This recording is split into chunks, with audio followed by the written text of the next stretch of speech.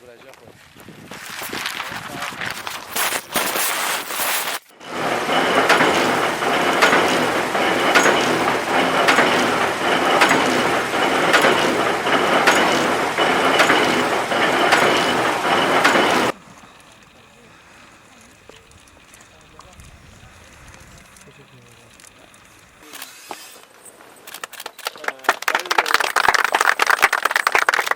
Burada açılışını yaptığımız gibi hasat mevsiminde de burada olmayı, o günleri de nasip etmeyi müyesser eyle ya Rabbi.